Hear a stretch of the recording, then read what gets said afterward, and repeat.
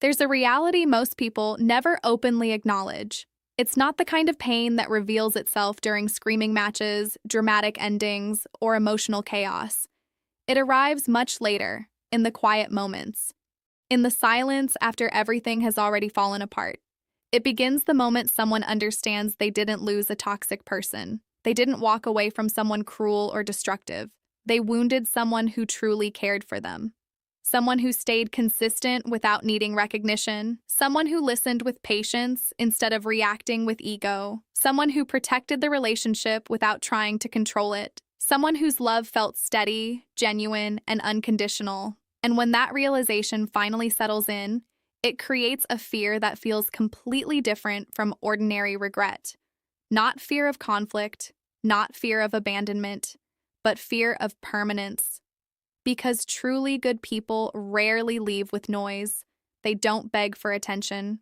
They don't create emotional chaos. They don't threaten to disappear just to be chased. When they finally reach the point where they can't continue anymore, they become quiet. And that silence carries a weight that's difficult to explain. At first, it doesn't seem serious. The distance feels temporary. The silence feels like another phase that will eventually pass. There's an assumption that things will somehow return to normal, that their kindness will come back again, that their patience will once again overlook what hurt them. People often confuse kindness with weakness. They mistake consistency for dependency. They assume forgiveness means endless tolerance, but eventually something changes. The energy shifts, the messages become shorter, the warmth slowly disappears, their presence becomes less available. Not because they want revenge, but because clarity has finally replaced confusion. A genuinely good person does not withdraw to punish someone. They step away because they realize they must protect what remains of themselves. And that's when the fear becomes deeper, because silence from someone good feels different. It's not manipulation, it's not emotional strategy, it's acceptance. It's the moment they stop trying to explain themselves. They stop fighting to be understood. They stop correcting every misunderstanding, not because they stopped caring, but because they finally understood something painful. They realized their effort was no longer appreciated. Their loyalty was no longer respected. Their love no longer felt emotionally safe. And once a good person reaches that understanding internally, something irreversible begins to happen. That's what makes it so unsettling. Anger still carries attachment. Arguments still carry emotional investment. Emotional reactions still mean hope exists somewhere underneath the surface. But calm distance is different. Calm distance means the heart has already started letting go quietly, long before the body physically leaves, and eventually the person left behind begins to feel the absence everywhere. They notice it during difficult moments when there is no longer a steady presence beside them. They notice it when attention from other people starts to feel empty and temporary. They notice it when connections begin feeling shallow, inconsistent, or transactional. Slowly, they start understanding how rare emotional safety actually is, because a good person offers far more than affection. They offer peace, stability, patience, emotional grounding. They create an atmosphere where someone feels accepted without constantly needing to perform, impress, or defend themselves. And once that sense of calm disappears, the emptiness it leaves behind becomes impossible to ignore. Memories begin returning differently afterward, not through fantasy or nostalgia, but through clarity. The conversations that once felt effortless, the support that was always there without conditions, the reassurance that never had to be begged for. Suddenly, it becomes obvious that what was lost wasn't just a relationship, it was emotional home. And that realization lingers far longer than expected, because another connection may appear later. Another person may enter the picture, but the feeling itself often doesn't return in the same way. What creates fear isn't the idea of replacement, it's comparison. Because good people rarely stay broken forever. After they leave, they rebuild themselves quietly, they heal in private, They redirect their energy inward. They create stronger boundaries, deeper self-respect, and clearer standards for who gets access to them emotionally. And most importantly, they stop repeating the same mistakes that once cost them their peace. That creates a unique kind of regret, the fear that someone else will experience a healthier version of them, a more healed version, a version that learned through pain how to value itself properly. The version that once gave endlessly without limits now becomes selective, balanced, and emotionally protected. And facing that truth forces accountability in a way distractions never can. Once forgiveness is no longer waiting at the door, self-reflection becomes unavoidable. The ignored effort, the taken for granted loyalty, the emotional care that was assumed instead of appreciated. Patterns begin revealing themselves clearly, not as guilt alone, but as responsibility. And responsibility is heavy when you realize the loss wasn't caused by bad timing or bad luck.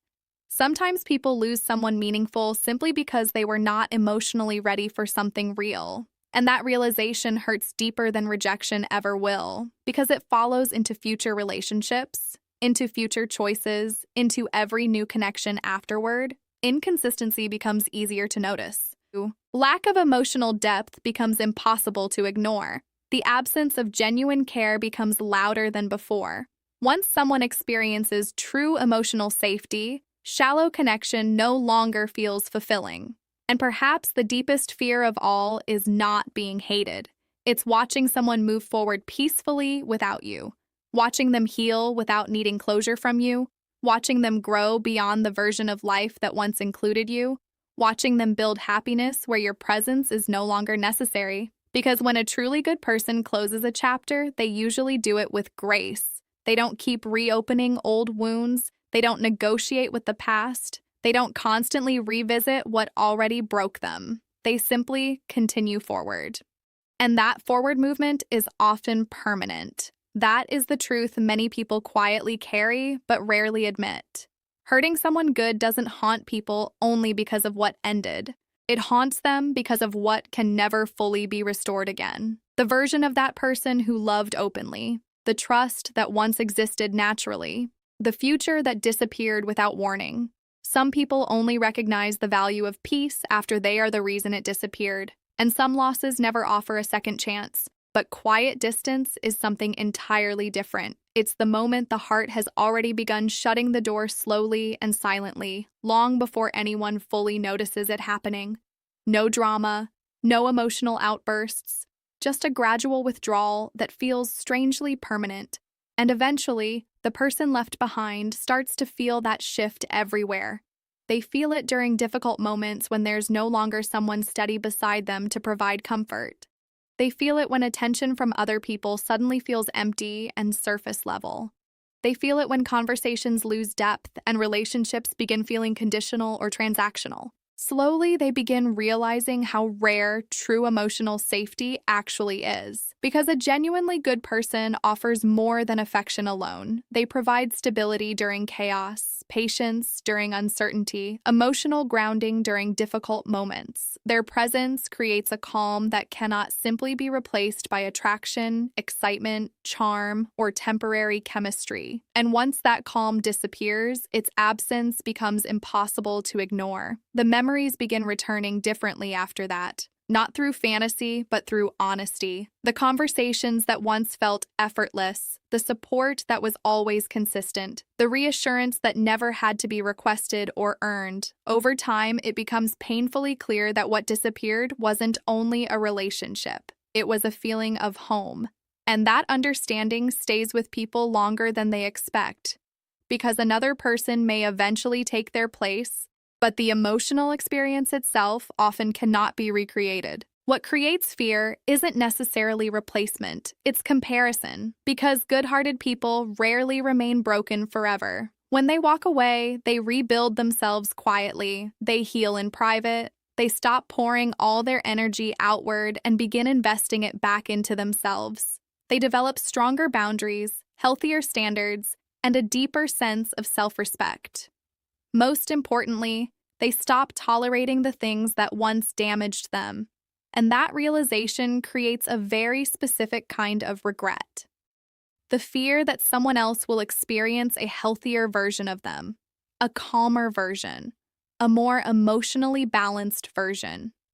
The version shaped by lessons learned through pain.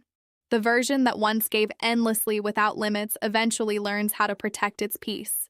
And that truth is difficult to sit with because it leaves no room for denial. Once forgiveness is no longer waiting, self-reflection becomes unavoidable. The effort that was overlooked, the care that was taken for granted, the respect that was expected without being reciprocated. Slowly, patterns begin revealing themselves more clearly, not simply as guilt, but as responsibility. And responsibility feels heavy when someone realizes the loss wasn't caused by bad timing or fate alone. Sometimes people lose someone meaningful simply because they were not emotionally prepared for something genuine.